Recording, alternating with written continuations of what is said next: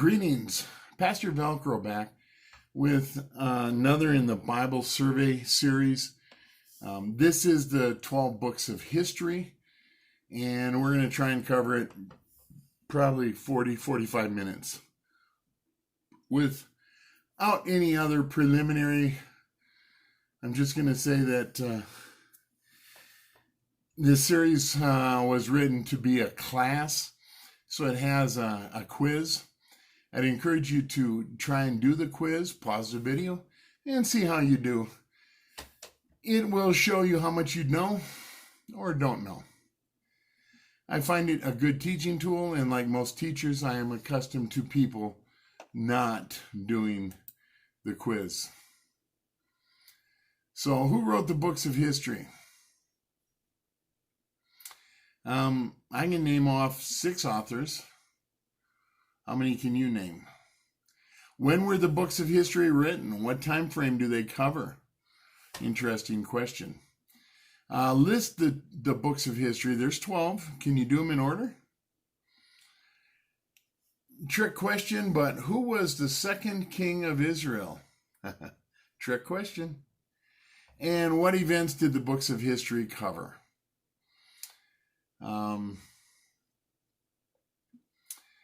So let's just launch in. I'm going to kind of repeat the same material a few different times here. One way to teach students is to repeat yourself. So I'm going to do that. The 12 books of history cover a period beginning with the Israelites entering and conquering the Promised Land, being led by Joshua, much in the same way that Moses led Israel. You're gonna see the Israelites had been a patriarchal society. Moses and Joshua, kind of the patriarchs, if you will. And you're gonna see the nation go from being led by one man, a representative of God, to being led by what we call judges and then kings. How long did that take? We'll see. The books of history, especially the time of the judges, show how often God's people turn their backs on God. And God offers salvation and redemption over and over. You're going to see the shortcomings of man. God's plan was for a nation to be led by him through his earthly representative or representatives, but eventually his people wanted a king. And so they end up with a king. Human, shortcomings, failures, and the Bible does tell us in the Pentateuch and the books of history and in the books of poetry and the books of prophecy and the New Testament, the Bible tells us and shows us that even God's chosen leaders have failures and shortcomings. That's called being human. The 12 books of history basically cover around 1,000 years, with one exception that we'll get to. So they probably go from about 1400 BC, when Israel conquers the Promised Land, to around 470 BC. So about 1,000 years. Joshua's story, about 35 years. The ruling of the judges, less than 400 years. But actually, if you think about it, 400 years is quite a lengthy time. So the nation of Israel formed when the Hebrew slaves left Egypt, and until the time of the judges, a little less than 80 years under Moses and Joshua. And then less than 400 years under the judges. And then how long under the kings? Well, as an entire nation, about 100 years. Saul, David, and Solomon, and then it split. And we'll get to more of that as we go through this. There are two books in the Bible that are named after women. They're both found in the books of history, the story of Ruth and the story of Esther. And a commonly quoted little trivia fact is the book of Esther is the only book in the Bible that does not name God. Last week I asked you about 4 women. What do they have in common? Well, Tamar, Rahab, Ruth, and Bathsheba are all Gentiles that are in the genealogy of Jesus, along with Mary. There are 5 women listed in the genealogy of Jesus. And these 4 women, Tamar, you can read her story in Genesis 38. She had a son named Perez by her father-in-law. A little deceit going on here, a little extramarital stuff, posing as a prostitute. Oh my goodness. And she's in the genealogy of Jesus. I'm not trying to be sacrilegious here. I'm just telling you that the Bible tells us that even the ancestors of Jesus were not as pure as you might want to think. Rahab was a Canaanite prostitute.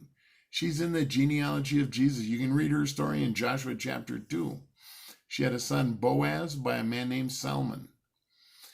Ruth was a Moabite, and she had a son named Obed by a man named Boaz. And she was the great-grandmother of King David. And Bathsheba. She was a Gileadite, although many call her a Hittite. That was probably her husband, and she was evidently a Gileadite. 2 Samuel chapter 11 tells her story, and she had a son named Solomon by King David.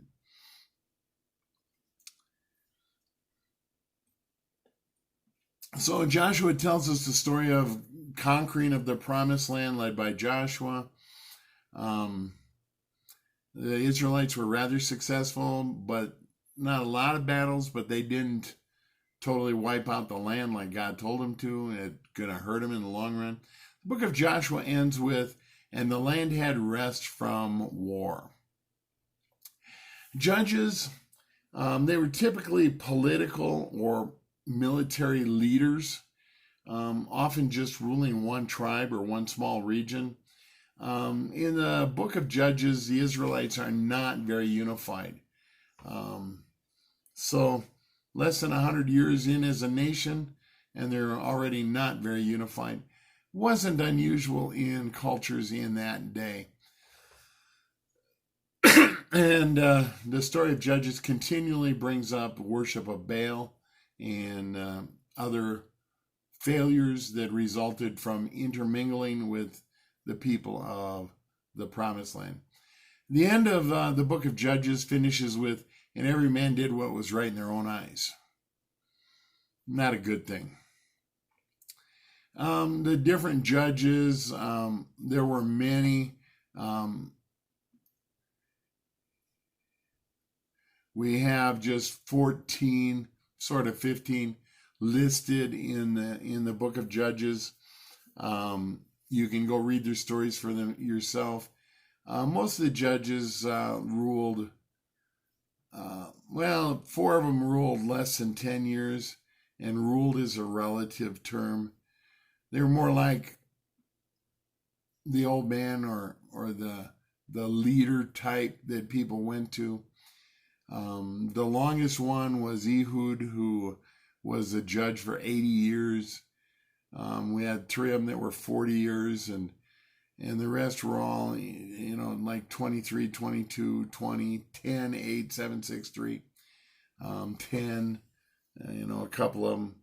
They came from different tribes, the stories of these judges. Shamgar's the only one we don't know actually what tribe he was from. And one of the judges was Deborah. Was she a judge? Yeah, her story's in there. You decide. You decide. And one of the judges, Abimelech, was an evil judge who usurped authority. He killed all of his half-brothers, with one exception, which he regretted. So you can go read those. And then we go from Judges on into Samuel and so forth. Samuel's called a prophet. I'd say he was probably the last of the judges and probably the one most respected by the nation as a whole. My guess.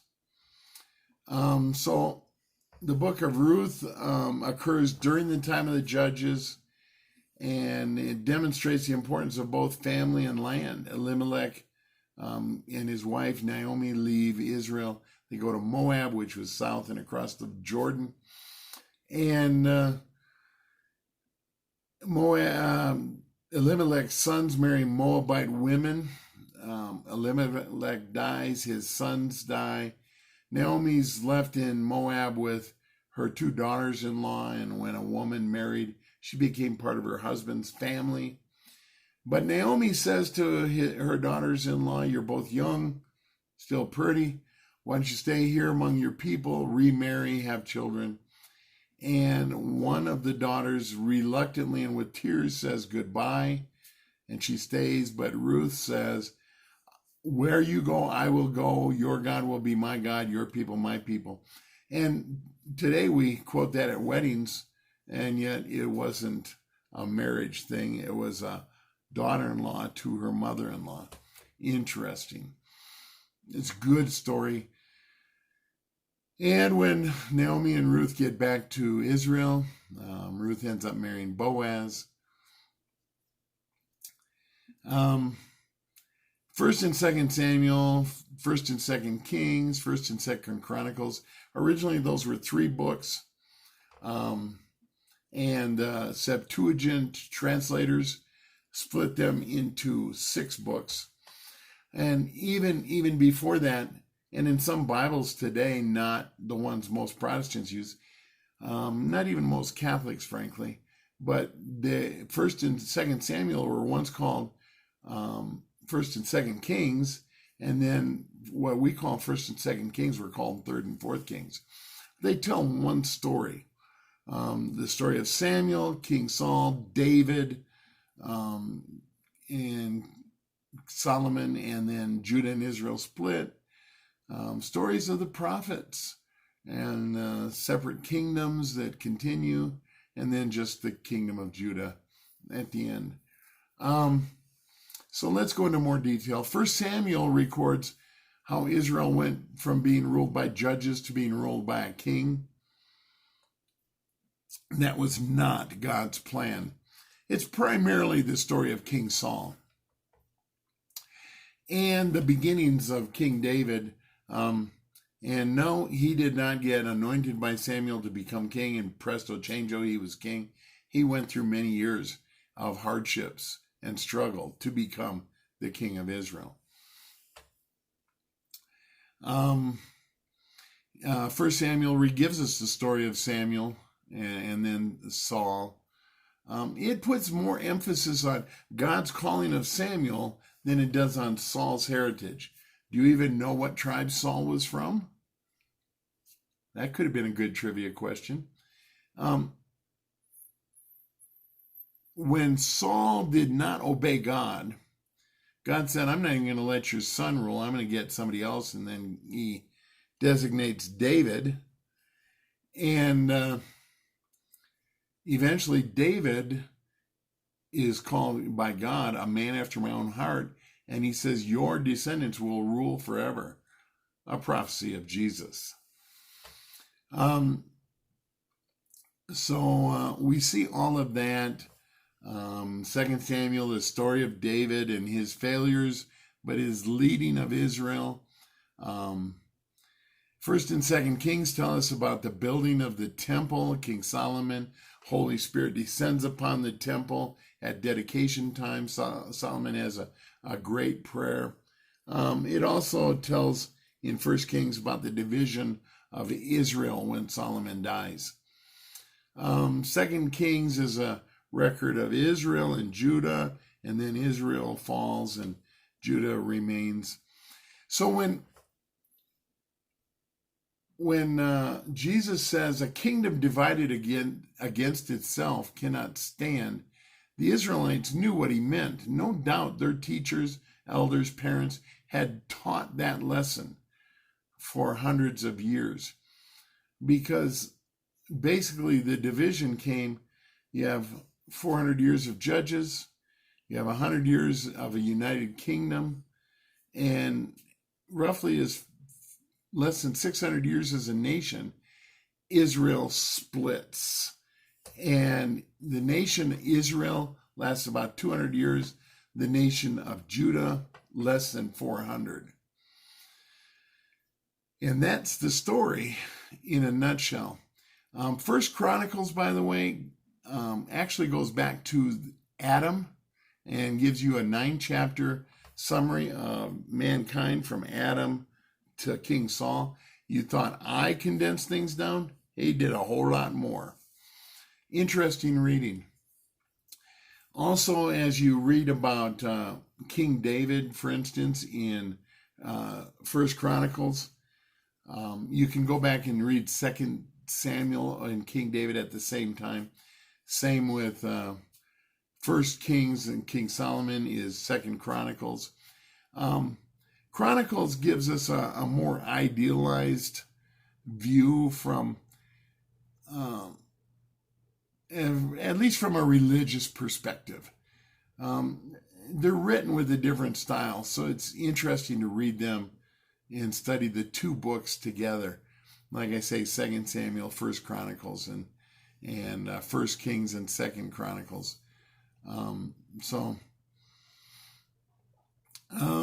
There are historical records of the kings.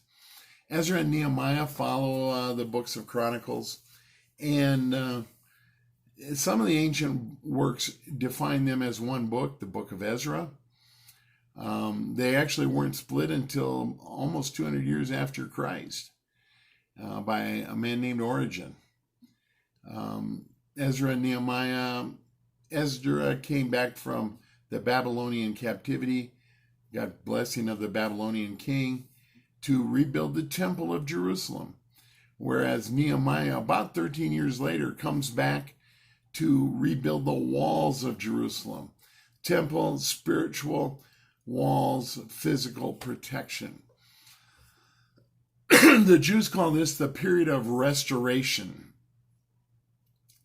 And, if you read 1 Chronicles, 2 Chronicles, Ezra, and Nehemiah as a progression, it's a continuous story, and very worthwhile.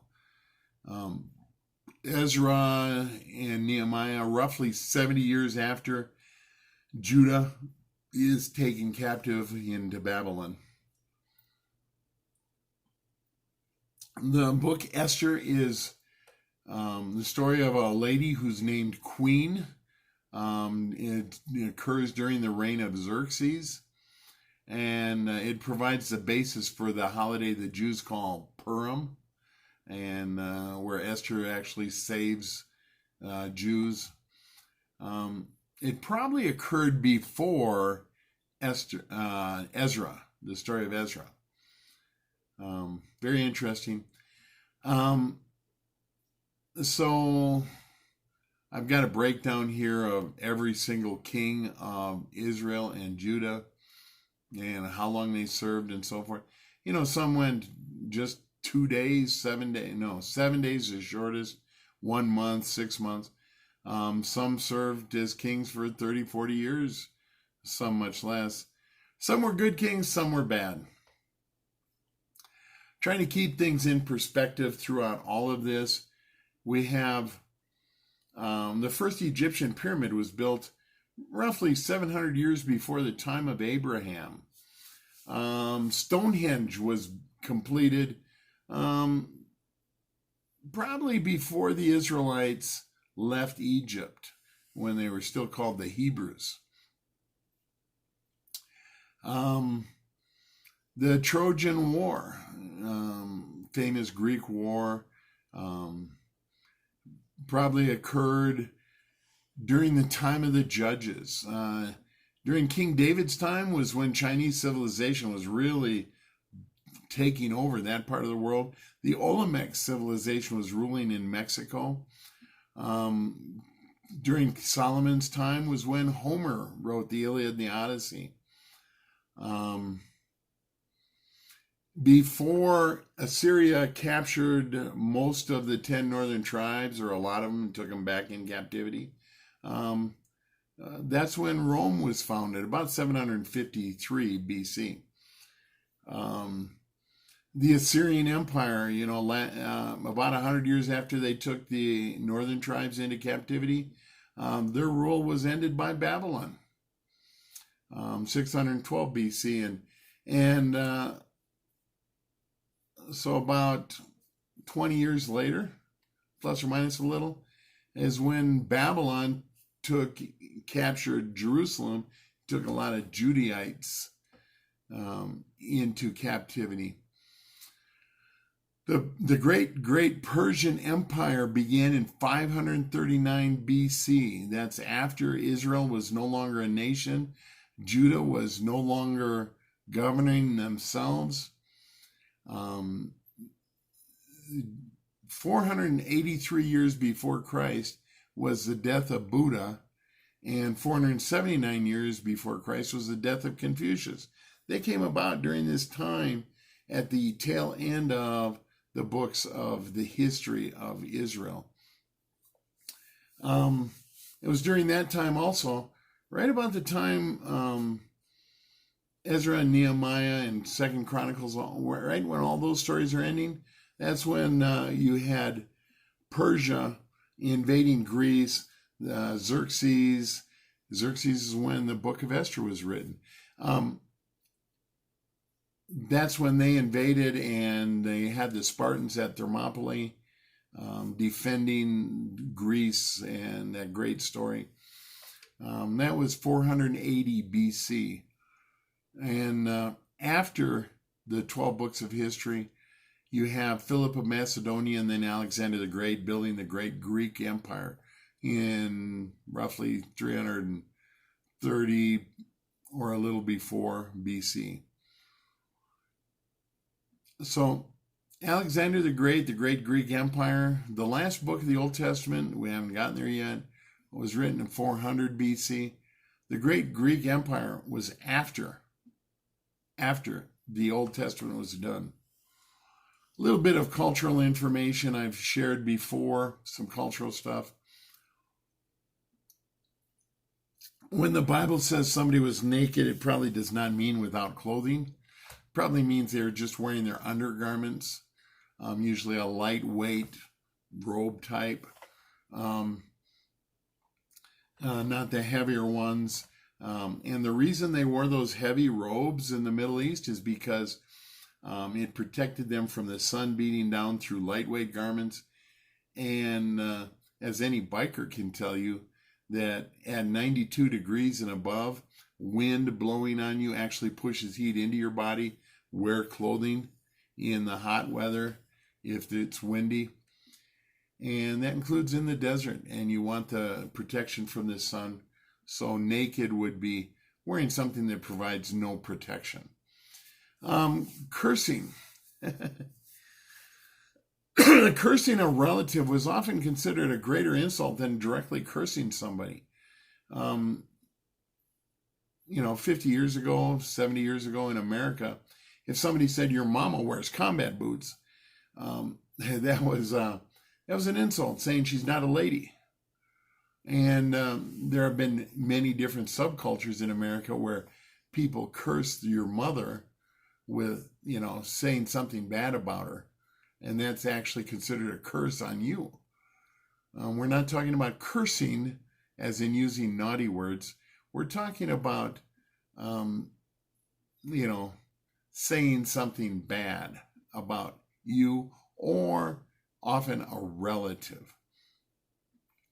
Mothers being the most precious of relatives to most of us, that's who people would insult. In ancient days, oftentimes it was the father that was cursed because patriarchal-led families.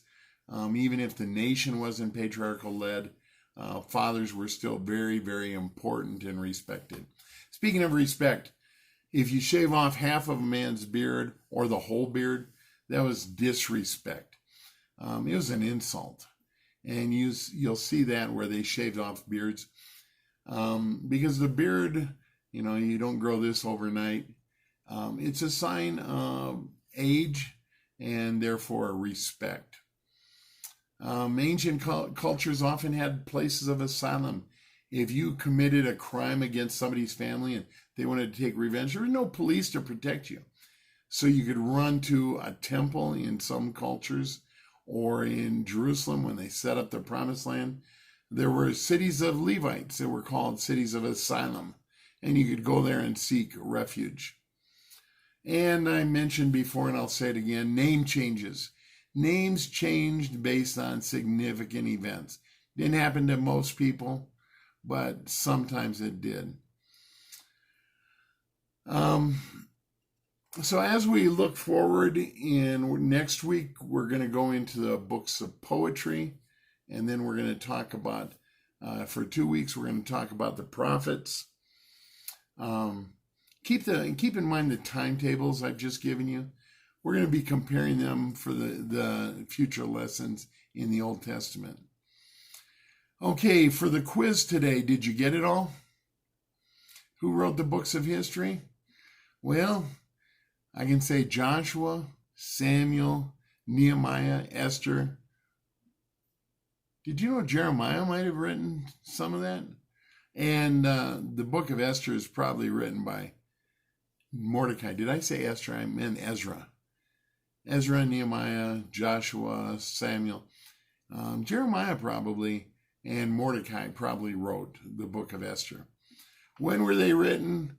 Well, 1,000 years. Little less perhaps, roughly from 1400 to 470 BC. List the 12 books. Well, we went through them. Joshua, Judges, Ruth, 1st and 2nd Samuel, 1st and 2nd Kings, 1st and 2nd Chronicles, Ezra, Nehemiah, and Esther. Who was the second king of Israel? Trick question. In 2 Samuel 2, 8 through 10, you can read that when Saul died, his son Ishbosheth declared himself king and ruled for 2 years over part of Israel, as David had to battle him to take control. And I asked, what events did the books of history cover? The answer is you could list a lot of different things there. It was just to make you think. Appreciate you watching. God bless. I'm shocked I did it in less than half an hour. All right, next week, the books of poetry. 5 of them. A couple long ones. Some good stuff. Looking forward to sharing with you. Have a wonderful week. Bye.